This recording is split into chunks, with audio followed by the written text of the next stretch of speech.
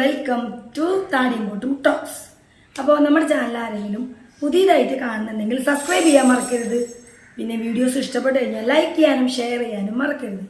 അപ്പോൾ ഇന്നത്തെ നമ്മുടെ ടോക്ക് എന്താണെന്ന് വെച്ചാൽ, നമ്മുടെ സ്റ്റാർ മാജിക് താരം ബിനു അടിമാലിയും നമ്മുടെ മിമിക്രി താരമാണ്, സിനിമാ താരമാണ്, സ്റ്റേജ് ഷോസിലൊക്കെ ഒരുപാട് നിറഞ്ഞാടി നമ്മളെ ചിരിപ്പിച്ചിട്ടുള്ള ബിനു അടിമാലിക്കെതിരെ ഗുരുതരമായ ആരോപണവുമായി തന്നെ മർദ്ദിച്ചു എന്ന് പറഞ്ഞ് ഗുരുതരമായ ആരോപണവുമായി ബിനു അടിമാലിയുടെ സോഷ്യൽ മീഡിയാസ് കൈകാര്യം ചെയ്തിരുന്ന എറണാകുളത്തുള്ള പച്ചാളം ജിനീഷ് എന്ന് പറയുന്ന ബിനു അടിമാലിയുടെ ഏറ്റവും അടുത്ത് നിന്നിരുന്ന എല്ലാ കാര്യങ്ങളും ചെയ്ത് നിന്നിരുന്ന ജിനീഷിന്റെ വെളിപ്പെടുത്തലുകളാണ് ഇന്നത്തെ വീഡിയോയിലേക്ക് പോവാം.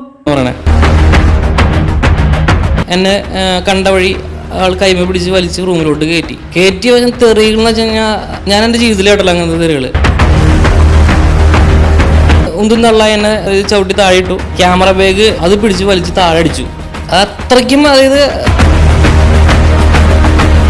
ഡയറക്ടർ എല്ലാവരും കൂടിയാണ് ആ ഡോറ് ചവിട്ടി പൊളിച്ച് പുറത്തേക്ക് ഇറക്കണേ. ജഡ്ജ് അടക്കമുള്ള ഫ്രണ്ടാണ്, കൊട്ടേഷൻ ടീമുകളായിട്ട് പരിചയമുണ്ട്, പോലീസുകാരായിട്ട് ബന്ധങ്ങളുണ്ട്. നിന്നെ വെച്ചേക്കില്ല എന്നാണ് പറയുന്നത്. നമ്മുടെ ഫ്ലവേഴ്സ് ചാനൽ, സ്റ്റാർ മാജിക്കിന്റെ ഫ്ലവേഴ്സ് ചാനലിലെ ഫ്ലവേഴ്സിന്റെ ഫ്ലോറിലെ റൂമിലേക്ക് ഈ ജിനീഷിനെ പിടിച്ചു വലിച്ചു കൊണ്ടുപോവുകയും അതിൻ്റെ ഉള്ളിൽ റൂം അടച്ചിട്ട് മർദ്ദിക്കുകയും ഒരുപാട് അസഭ്യം പറയുകയും ജിനീഷിന്റെ കയ്യിലുണ്ടായിരുന്ന ക്യാമറ ബാഗ് താഴ്ത്തിട്ടടിക്കുകയും ഒക്കെ ചെയ്ത് ആ സ്റ്റാർ മാജിക് ടീം വാതിൽ ചവിട്ടി പൊളിച്ചാണ് ബിനു അടിമാലിനെ ഈ ഒരു മർദ്ദനത്തിൽ പിന്തിരിപ്പിച്ചത് എന്നുള്ള ആരോപണം കൂടിയുണ്ട്.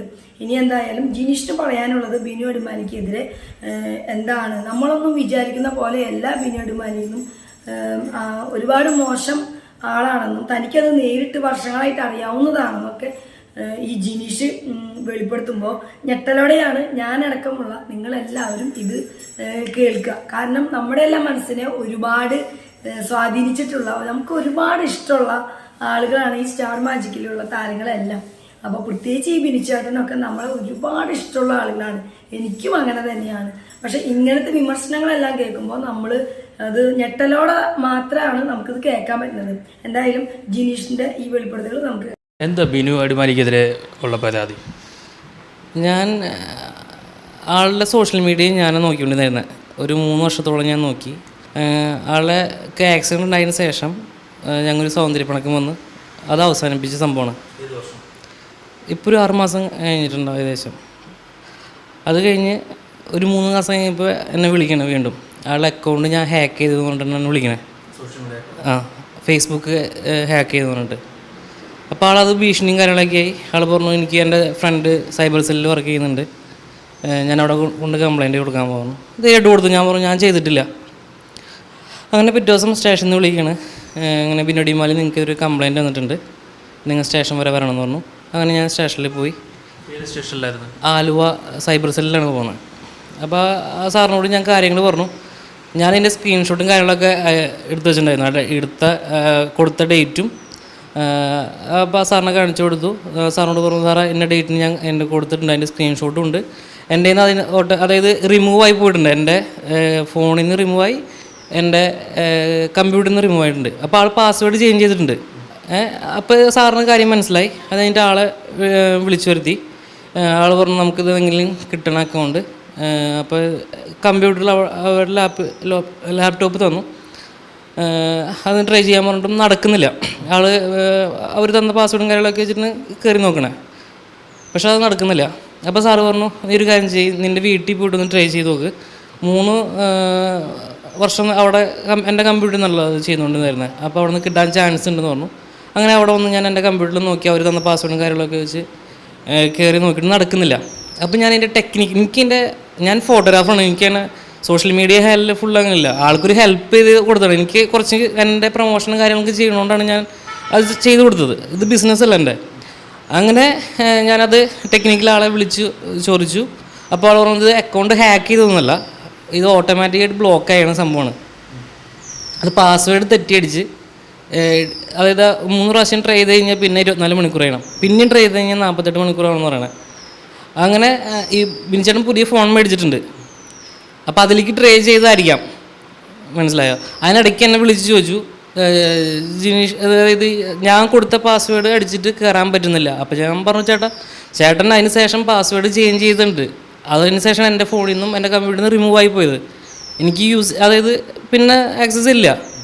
അപ്പോൾ അങ്ങനെ അത് പറഞ്ഞ് പിന്നെ വരുന്നതാണ് ഇങ്ങനെ കംപ്ലൈൻ്റ് ആയിട്ട്.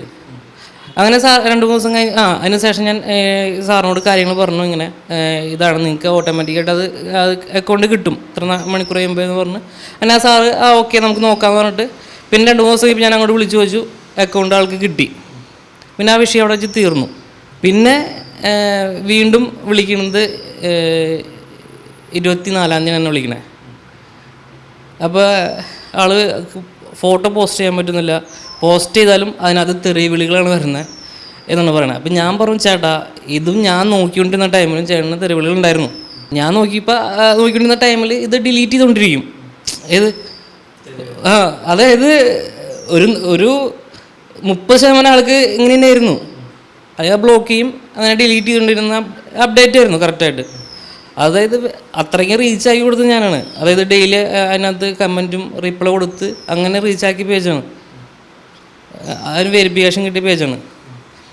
അങ്ങനെ ഞാൻ ആളോട് പറഞ്ഞു. അപ്പോൾ ആൾക്കത് മനസ്സിലാവും. ആൾ പറയണത് ഞാൻ അവസാനിപ്പിച്ചപ്പോൾ എനിക്ക് ഏതോ രേഖയായിട്ട് ഇങ്ങനെ ചെയ്യുന്നത് എൻ്റെ ടീമിനെ കൊണ്ട് എനിക്കങ്ങനെ ടീമുമില്ല, മനസ്സിലായോ?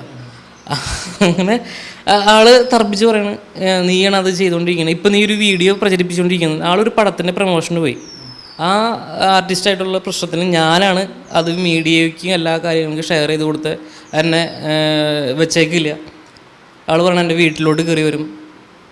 ഞാൻ വാടകയ്ക്ക് താമസിക്കുന്നത് ഫാമിലിയായിട്ട്. അത് 2 പെൺപിള്ളേർ, എനിക്ക് കുഞ്ഞുങ്ങളാണ് അവർ. ആ ഗുണ്ടായി, അതായത് കൊട്ടേഷൻ ടീമുകളായിട്ട് വരും എന്നൊക്കെ. അതായത് ആൾക്കില്ലാത്ത ബന്ധങ്ങളില്ല എന്ന് പറയുന്ന ആൾ.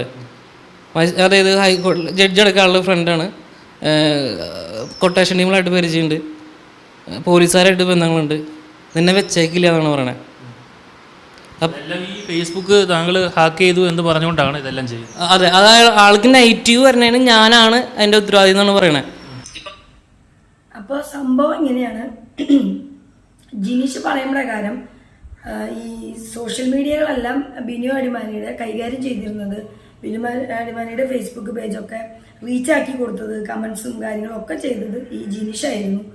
അപ്പോൾ അത് ഒരു ആക്സിഡന്റിന് ശേഷം അവർ തമ്മിലൊരു സൗന്ദര്യപണക്കമായി ആ ഒരു റിലേഷൻ നിന്നു.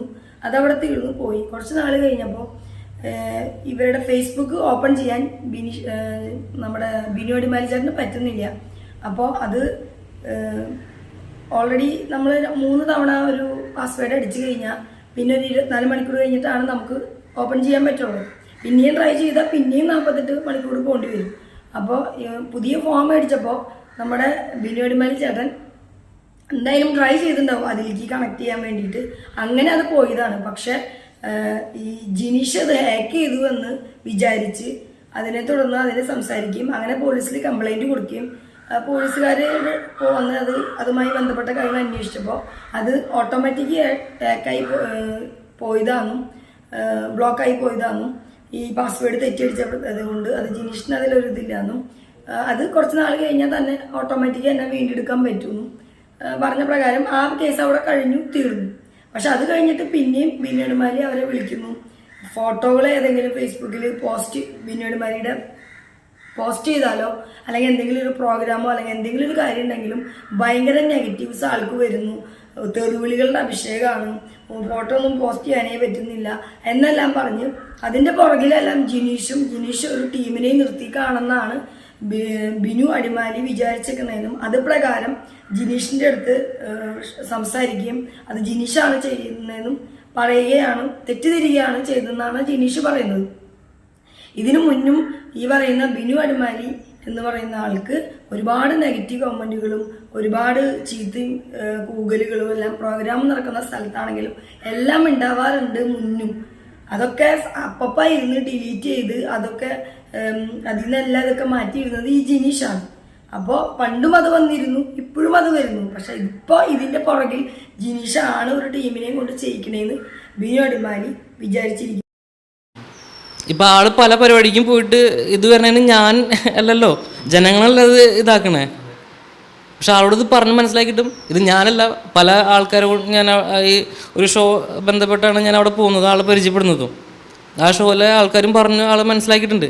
പക്ഷെ ആളത് മനസ്സിലാവുള്ളൂ, ആൾക്ക് എന്തോ ഇതാണ് എനിക്ക് ടീമുണ്ടെന്ന് പറയണേ, എനിക്ക് അങ്ങനെ ടീമില്ല. പിന്നീട് എന്താ സംഭവിച്ചത്? അത് കഴിഞ്ഞിട്ട് രണ്ടുപേരും എന്നെ വിളിച്ചു, അസോസിയേഷൻ്റെ ആൾ എന്നെ, സഭയുടെ ആൾക്കാർ എന്നെ വിളിച്ചു, അവരും വിളിച്ചു, ഒരു ലേഡിയാണ് വിളിച്ചത്. അത് കഴിഞ്ഞിട്ട് ഞാൻ അവരോട് കാര്യങ്ങൾ പറഞ്ഞ് മനസ്സിലാക്കി.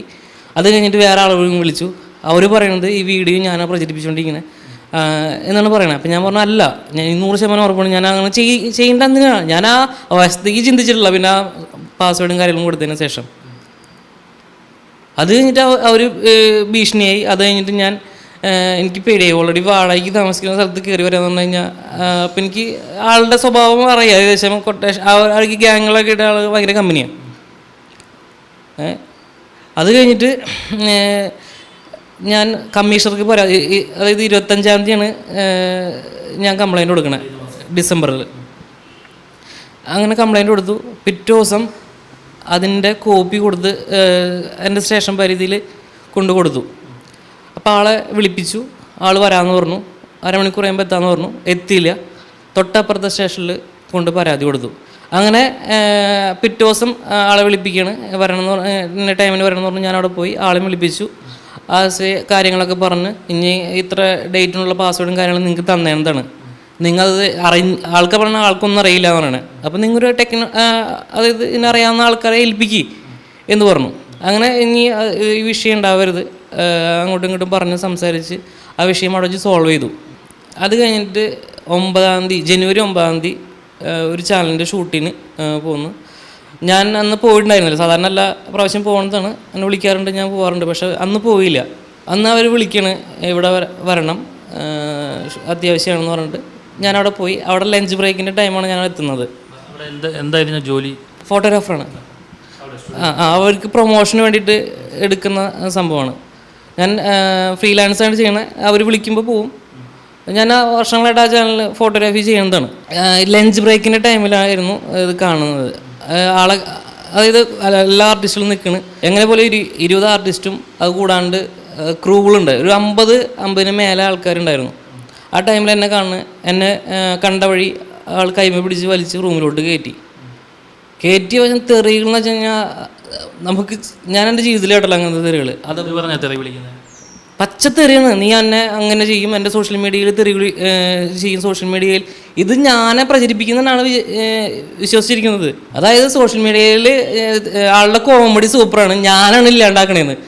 അതായത് ഞാനായിട്ടാണ് ഈ അടിയിൽ വന്ന് കമൻറ്റ് ഇട്ട് അത് നശിപ്പിക്കണേന്നാണ് പറയണത്, നെഗറ്റീവ് വരുന്നത്. അത് കഴിഞ്ഞിട്ട് ഉന്തും തള്ള എന്നെ ചവിട്ടി താഴെ ഇട്ടു. അത് കഴിഞ്ഞിട്ട് ക്യാമറ ബാഗ് എൻ്റെ തോളത്തായിരുന്നു, അത് പിടിച്ച് വലിച്ച് താഴെ അടിച്ചു. അത് അത്രയ്ക്കും, അതായത് എനിക്കൊന്നും അതായത് എത്ര ആർട്ടിസ്റ്റ് എല്ലാവരും പുറത്ത് നിൽക്കണം, അവർ തുറക്കുന്നതുകൊണ്ട് എനിക്ക് പോയി തുറക്കാനും പറ്റില്ല.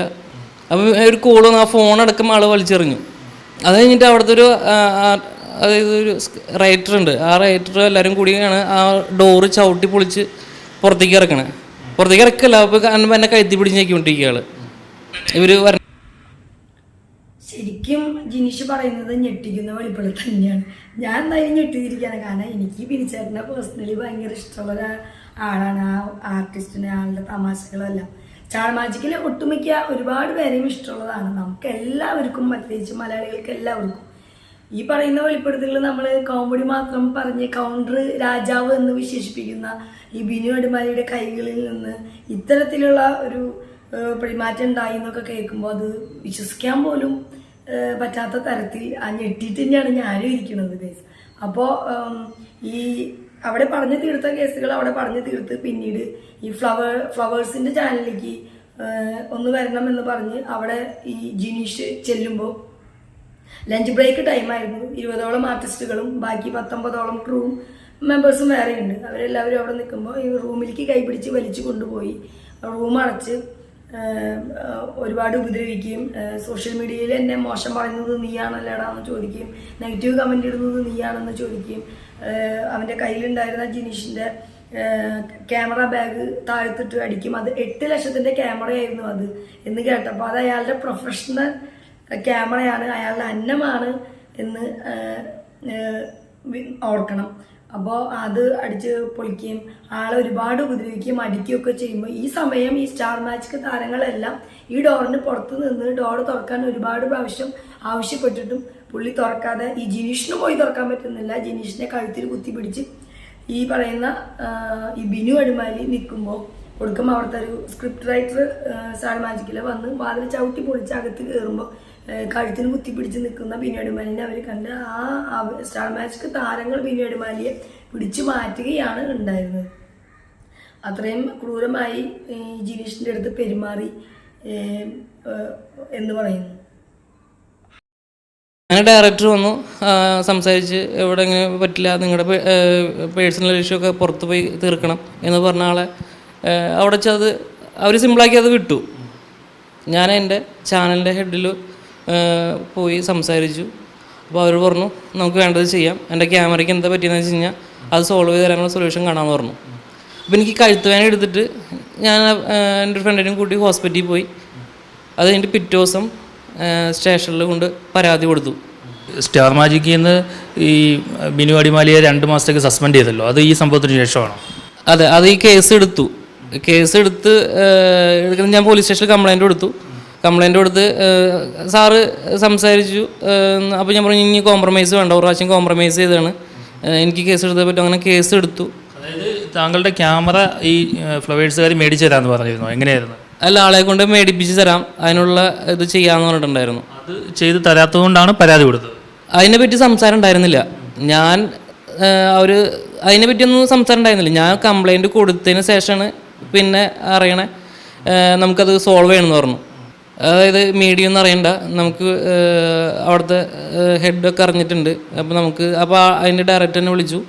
ഡയറക്ടർ വിളിച്ചിട്ട് പറഞ്ഞു നിൻ്റെ ക്യാമറ കിട്ടിയാൽ നീ സോൾവ് ചെയ്യുമെന്ന് വെച്ചു. ഞാൻ പറഞ്ഞു സോൾവ് ചെയ്യില്ല, എനിക്ക് ഓൾറെഡി ഇങ്ങനത്തെ ഒരു പ്രശ്നം ഉണ്ടാവരുത്. അപ്പോൾ ക്യാമറ മേടിച്ചിട്ടുള്ള ആളോട് സംസാരിക്കാമെന്ന് പറഞ്ഞു. അതങ്ങനെ ആളായിട്ട് സംസാരിച്ചിട്ട് വിളിയൊന്നും കാര്യങ്ങളൊന്നും വന്നില്ല. പിന്നെയാണ് അറിയണേ ആളെ ചാനലിൽ നിന്ന് മാറ്റിന്ന് സ്റ്റാർ മാജിക്കിൽ നിന്ന് മാറ്റി.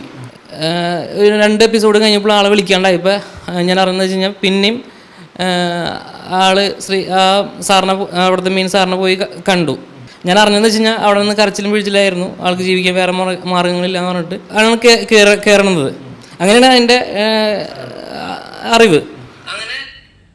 അന്ന് ഈ മർദ്ദനമൊക്കെ ഏറ്റ ജിനീഷിന് കഴുത്ത് നല്ല വേദനയായിട്ട് ജിനീഷിൻ്റെ ഫ്രണ്ടുമായിട്ട് ഹോസ്പിറ്റലിൽ പോവുകയും അതിനുശേഷം നേരെ വന്ന് പോലീസ് സ്റ്റേഷനിൽ കേസ് കൊടുക്കുകയും ചെയ്തു ബിനു അടിമാലിക്കെതിരെ. അപ്പോൾ ഈ ചാനൽ ഡയറക്ടറും അവിടെയുള്ളവരും ചാനൽ ഹെഡെല്ലാം ഇത് അറിഞ്ഞതിൻ്റെ പേരിൽ ജിനീഷിനോട് ഇത് മീഡിയാസിനെ അറിയിക്കാതെ നമുക്ക് ഒതുക്കണം, ക്യാമറയ്ക്ക് എന്താണ് പറ്റിയതെങ്കിൽ ക്യാമറ ശരിയാക്കി തരുമോ അല്ലെങ്കിൽ പുതിയത് മേടിച്ച് തരുമോ ഒക്കെ ചെയ്ത് സോൾവ് ആക്കാം, മീഡിയയിൽ പറയരുത് എന്നെല്ലാം പറഞ്ഞിരുന്നു. ബിനു അടിമാലിനെ 2 മാസത്തേക്ക് സ്റ്റാർ മാജിക്കിൽ നിന്ന് ഒഴിവാക്കി എന്നും പറഞ്ഞു. അങ്ങനെയായിരുന്നു. പിന്നീട് പക്ഷേ ഈ ബിനു അടിമാലി ഈ പോലീസ് സ്റ്റേഷനിൽ പോവുകയും അവിടെ പോയി കരച്ചിലും വീഴ്ചയിലൊക്കെ ആയിട്ട് വേറെ ജീവിക്കാം, വേറെ ഒരു ഇതുമില്ല, അല്ലെങ്കിൽ അങ്ങനെയാണ് ഇങ്ങനെയാണെന്നൊക്കെ പറഞ്ഞു. ആ സാറിനോട് സംസാരിച്ചു കേസ് പിൻവലിക്കാൻ വേണ്ടി എന്നൊക്കെയാണ് ജിനീഷ് പിന്നീട് അറിഞ്ഞതെന്നാണ് പറയുന്നത്. ഈ പറയുന്ന ചാനലിലെ ഹെഡെല്ലാം പറഞ്ഞ പ്രകാരം പിന്നീട് ഈ പറയുന്ന ജിനീഷിനെ പിന്നീട് മാലി വിളിക്കുകയോ അല്ലെങ്കിൽ ഈ ക്യാമറയുടെ കാര്യങ്ങൾ പുതിയ ക്യാമറ മേടിച്ചു കൊടുക്കുകയോ അല്ലെങ്കിൽ ക്യാമറയുടെ കാര്യങ്ങൾക്ക് ഒരു സൊല്യൂഷൻ ഉണ്ടാക്കി അല്ലെങ്കിൽ ഒരു കോണ്ടാക്ട് ഉണ്ടാവുകയോ ഒന്നും ഉണ്ടായില്ല. ഇപ്പം ഇതിന് തീരുമാനം ആക്കിയിട്ട് കയറ്റിയാൽ മതി എന്നാണ് ഞാൻ അറിഞ്ഞായിരുന്നത്. പക്ഷെ എന്നെ വിളിച്ചും ചെയ്തില്ല, ഒന്നും ചെയ്തില്ല. ആളിപ്പോൾ 2ാമതും ഷൂട്ടിന് കയറി. ഈ ഒരു പ്രശ്നത്തിന് സോൾവ് ചെയ്തതിന് ശേഷം സ്റ്റാർ മാജിക് ഷോയിൽ കയറിയാൽ മതി എന്ന് ചാനൽ ഹെഡും എല്ലാം തീരുമാനിച്ചിരുന്നു. പക്ഷെ ഈ പുള്ളിയെ ജിനീഷിനെ വിളിക്കണില്ല, ഈ ഒരു ക്യാമറ കാര്യങ്ങൾ തമ്മിലുള്ള ഇഷ്യൂ സോൾവ് ആയിട്ടില്ല. എന്നിട്ട് കുറച്ച് ദിവസം 2 ദിവസം കഴിഞ്ഞപ്പോൾ പുള്ളി വീണ്ടും സ്റ്റാർ മാജിക്കിൽ കയറി. കേസ് അപ്ഡേറ്റ് ചെയ്ത് എൻ്റെ കാര്യങ്ങളൊക്കെ സാറന്മാരൊക്കെ നല്ല സപ്പോർട്ടാണ്. ഓൾറെഡി അത് എൻ്റെ ക്യാമറ എൻ്റെ ബില്ല് കിട്ടാൻ വേണ്ടിയിട്ടാണ് ഇത്ര ഡിലേ ആയത്. ബില്ല് കിട്ടി അവിടെ കൊടുത്തു. അവർ സ്റ്റേഷനിൽ നിന്നൊക്കെ നല്ല സപ്പോർട്ടായിരുന്നു. പക്ഷേ ഇവർ എനിക്കിപ്പോൾ ആ അതായത് താഴെ വീണ ക്യാമറയ്ക്ക് പണ്ടത്തെ റിസൾട്ട് കിട്ടില്ല. ഞാനത് ലോൺ എടുത്ത് മേടിച്ചാണ് സംഭവം. ഇപ്പോഴും അതിന് ലോൺ തീർന്നിട്ടില്ല. യൂട്യൂബ് അല്ലെങ്കിൽ ഫേസ്ബുക്ക് ഇതൊക്കെ നോക്കിയിട്ട് 5 പൈസ തന്നിട്ടില്ല. ആകെപ്പാട് കിട്ടിയത് 10,000 രൂപയാണ്. യൂട്യൂബിൻ്റെ പാർട്ണർഷിപ്പ് എനിക്കുണ്ടായിരുന്നു, അതുപോലും തന്നിട്ടില്ല ആൾ. ഞാൻ പൈസയുടെ കാര്യങ്ങളൊക്കെ വിട്ട സംഭവമാണ്. എല്ലാം അവസാനിപ്പിച്ചു. ആൾക്കില്ലാത്ത ബന്ധങ്ങളില്ല. DGP അടക്കം ആൾക്ക് സപ്പോർട്ടുണ്ട് പറയണേ ഈ കേസിന്. ഞാൻ അറിഞ്ഞത് അങ്ങനെയാണെന്ന് വെച്ചാൽ അതായത് ഈ കേസ് ഉണ്ടാവില്ല എന്നാണ്. പക്ഷേ കേസിൻ്റെ രീതിയിൽ പോകുന്നുണ്ട്. വെറുതെ പറയുന്നത് DGP ആയിട്ട് ബന്ധമുള്ളത് നിങ്ങളെ പേടിപ്പിക്കാൻ പറയാം. അപ്പം എന്നെ പിന്നെ അത് കൂടാണ്ട് എന്നെ ഈ ഭൂമിയിൽ വെച്ചേക്കില്ല എന്നാണ് അതിൻ്റെ ഷോ ഡയറക്ടർ അടുത്ത് പറയണത്. എന്നെ ഈ ഭീഷണിപ്പെടുത്തിയ കാര്യമെല്ലാം നമ്മൾ ഈ പരാതി പറഞ്ഞിട്ടുണ്ട്. പരാതിയിൽ അപ്പോൾ പറഞ്ഞില്ല. അതിന് ശേഷം ഞാനിപ്പോൾ ലാസ്റ്റ് ആണ് എന്നോട് പറയണത്, ഇത് മീഡിയ ഒക്കെ പറഞ്ഞു കഴിഞ്ഞാൽ നിന്നെ ഭൂമിയിൽ വെച്ചേക്കില്ല എന്നാണ് ആൾ പറഞ്ഞത്. ബിനു അടിമാലിക്ക് അത്രയ്ക്ക് ധൈര്യമുണ്ടോ? അല്ല, ആൾക്ക് അതുപോലത്തെ കണക്ഷൻ ഉണ്ടെന്ന് പറയണേ. അതായത് ഞാൻ കണ്ടിട്ടുണ്ട് ആൾ പല ബന്ധങ്ങളുള്ളത്. വിചാരിച്ചത് വെള്ളരിക്കാൻ പറ്റണമെന്നല്ലേ, ഇവിടെ നിയമവും നമുക്ക് കോടതിയൊക്കെ ഉണ്ട്. അല്ല, സെലിബ്രേറ്റ് ഈ പറയുന്ന കേസും കാര്യങ്ങളൊക്കെ കേസിൻ്റെ വഴിക്ക് തന്നെ പോകുന്നുണ്ട്. പോലീസുകാരും എല്ലാവരും ഈ പറയുന്ന ജിനീഷിന് സപ്പോർട്ടാണ്. കോടതിയിൽ അപ്പീൽ കൊടുത്തെങ്കിലും ബിനു അടിമാലിയുടെ അപ്പീലെല്ലാം തള്ളിപ്പോയി.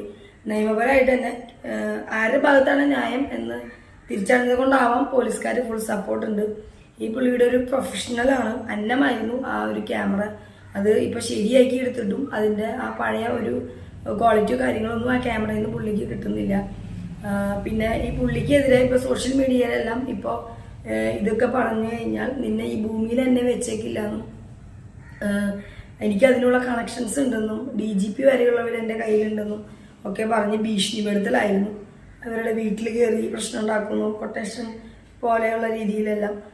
അപ്പോൾ ഓൾറെഡി ഈ നമുക്കിത് കേൾക്കുമ്പോൾ ബിനു അടിമാലിക്ക് ഇത്തരത്തിലുള്ള ഒരു ഇതാണോ ചോദിക്കുമ്പോൾ ഈ പറയുന്ന ജിനീഷിനെ നേരിട്ട് അറിയാമെന്നാണ് പറയുന്നത്. ഇത്തരത്തിലുള്ള ആളുകളുമായുള്ള സഹവാസം കൂട്ടുകെട്ടെല്ലാം ഈ ബിനു അടിമാലിക്ക് ഉണ്ട് എന്ന് ഈ ജിനീഷ് ഉറപ്പ് പറയുന്നുണ്ട്. എല്ലാവരും ബന്ധങ്ങളുണ്ടാവും. ഇപ്പം ഞാനൊരു സാധാരണ അതായത് ആളാണ്. ഇപ്പം എന്നെ ഇപ്പം ക്യാമറയ്ക്ക് സൊല്യൂഷൻ ഉണ്ടാക്കി തരാം എന്ന് പറഞ്ഞിട്ട് പോലും അത് റെഡി ആവാണ്ടാണ് ഇപ്പോൾ ആൾ വീണ്ടും ഷോയിൽ വന്നത്. കേസിൻ്റെ രീതിയിൽ പോകുന്നുണ്ട്. അത് ടൈം എടുക്കും. പക്ഷേ അതിനു മുമ്പ് ഇവർ പറഞ്ഞൊരു ഇതുണ്ടായിരുന്നു, അത് മീഡിയയും കാര്യങ്ങളൊന്നും അറിയണ്ട, നമുക്കത് സോൾവ് ചെയ്ത് പോവാം എന്നാണ് പറഞ്ഞത്. ഇത് പറഞ്ഞതിൻ്റെ എല്ലാം എൻ്റെ കയ്യിൽ ഇതുമുണ്ട്. നിസ്സാരമായി താങ്കളുടെ ക്യാമറ മേടിച്ച് തന്നിരുന്നെങ്കിൽ ഈ പ്രശ്നങ്ങളെല്ലാം തീർന്നേനെ. അല്ലാതെ താങ്കൾക്ക് വേറെ പരാതിയില്ല? വേറെ പരാതി എനിക്കെൻ്റെ ഇതാണ് ക്യാമറ. ഞാൻ ഇത്ര നാളും ജീവിച്ചോണ്ട് ആ ക്യാമറ. ഈ സോഷ്യൽ മീഡിയയിൽ ബിനു അടിമാലിക്ക് വേണ്ടി ഇത്രയും നാൾ വർക്ക് ചെയ്തിട്ടും യൂട്യൂബ് പാർട്ണർഷിപ്പ് ഉണ്ടായിട്ട് പോലും പൈസയൊന്നും ബിനു അടിമാലി കൊടുത്തിട്ടില്ല എന്നാണ് പറയണത്. ആകെ കിട്ടിയത് 10,000 രൂപയാണ് ഈ ജിനീഷിന് കിട്ടിയിട്ടുള്ളൂ എന്നാണ് പറയുന്നത്. പാർട്ണർഷിപ്പ് ഉണ്ടായിട്ട് പോലും പൈസ കൊടുത്തിട്ടില്ല എന്നാണ് പറയുന്നത്. ഈ ശരിക്കും പറഞ്ഞാൽ അന്ന് ഈ മർദ്ദനം കഴിഞ്ഞ് ഈ ക്യാമറ മേടിച്ചു കൊടുത്തിരുന്നെങ്കിൽ ഈ പുള്ളിക്ക് ജിനീഷിന് ഇതുമായി പിന്നെ തുടർന്ന് ഇതുപോലെ കേസ് കൊടുക്കാനോ അല്ലെങ്കിൽ മീഡിയയുടെ മുമ്പിൽ വരാനോ ഒന്നും നിൽക്കില്ലായിരുന്നു. ആ പുള്ളി അതിനൊന്നും നിൽക്കില്ല. പുള്ളിയുടെ ഒരു ജീവിതമാർഗ്ഗമായിരുന്നു. പക്ഷേ ഈ ഒരു ക്യാമറയുടെ കാര്യത്തിൽ സൊല്യൂഷൻ ഉണ്ടാക്കാനോ അല്ലെങ്കിൽ അത്തരത്തിലുള്ള രീതികളൊന്നുമില്ല എന്ന് മാത്രമല്ല, ഭീഷണിപ്പെടുത്തലുകളും അത്തരത്തിലുള്ള രീതികളെല്ലാം ഈ ബിനു അടിമാലിയുടെ സൈഡിൽ നിന്ന് വന്നപ്പോഴാണ് പുള്ളി നിയമപരമായി നേരിടാനും മീഡിയാസിനോടും സത്യങ്ങൾ ഒരുപാട് തുറന്നു പറയും. അതിൻ്റെ എല്ലാ ഫോൺ റെക്കോർഡ് അടക്കം ഈ പറയുന്ന ജിനീഷിൻ്റെ വെച്ചിട്ടാണ് പുള്ളി ഇതിനടങ്ങിയത്. അതെപ്പോഴും അങ്ങനെയാണല്ലോ. നമ്മളൊരു നിയമ പോരാട്ടത്തിനോ അല്ലെങ്കിൽ എന്തെങ്കിലും ഒരു കാര്യത്തിന് ധൈര്യമായി പബ്ലിക്കായി മീഡിയയുടെ മുമ്പിൽ വന്ന് പറയണമെങ്കിൽ നമ്മുടെ കയ്യിൽ അതിൻ്റെ എല്ലാ തെളിവും കാര്യങ്ങളും ഉണ്ടെങ്കിൽ തന്നെയാണ് അത്രയും ധൈര്യത്തോടെ നമുക്ക് പറയാൻ പറ്റുള്ളൂ. നമുക്കൊന്നും ഭയക്കേണ്ട കാര്യമില്ല. പിന്നെ സെലിബ്രിറ്റി ആയതുകൊണ്ട് കേസുകൾ തേഞ്ഞു മാഞ്ഞു പോവോ അല്ലെങ്കിൽ ഇപ്പം സ്റ്റാർ മാജിക്കിൽ തന്നെ ഇവരുടെ ഈ ഒരു കാര്യത്തിൽ സോൾവ് ആയതിനു ശേഷമാണ് കേട്ടുള്ളൂ എന്ന് പറഞ്ഞു. പക്ഷെ 2 ദിവസം കഴിഞ്ഞപ്പോൾ കയറ്റി. ഓൾറെഡി മീഡിയ സെലിബ്രിറ്റി കൂടിയാണ്. അപ്പോൾ അത് കാരണം കയറ്റി. അപ്പോൾ അത്തരത്തിലുള്ള ഈ ജിനീഷ് എന്ന് പറയുന്ന ഒരാൾ സാധാരണക്കാരനാണ്. അപ്പോൾ അത്തരത്തിലുള്ള ഒരു ഇത് ഉള്ളിലുണ്ട് പുള്ളിക്ക്. ക്യാമറ വെച്ചിട്ടാണ് എനിക്ക് അത് ലോൺ തീർന്നിട്ടില്ല. എൻ്റെ 8 ലക്ഷം രൂപയാണ് ക്യാമറയുടെ വില. 1DX Mark III ആണ് ക്യാമറ. അപ്പോൾ ജീവിതം എങ്ങനെയാണ്? ഇപ്പോൾ 2 മാസമായിട്ട് പണിയില്ല. ക്യാമറ ഇപ്പോൾ ഞാൻ കിട്ടിയിട്ടുള്ളൂ. ആ ക്യാമറയ്ക്ക് ഇപ്പോഴും പഴയ റിസൾട്ട് ഇല്ല. വീണേൻ്റെ. അപ്പോൾ അവർ പറഞ്ഞു പണ്ടത്തെ റിസൾട്ട് എന്തായാലും കിട്ടില്ല, ഫോക്കസിങ്ങിന് ചെറിയ പ്രശ്നം കാണിക്കും എന്ന് പറഞ്ഞിട്ടുണ്ട്.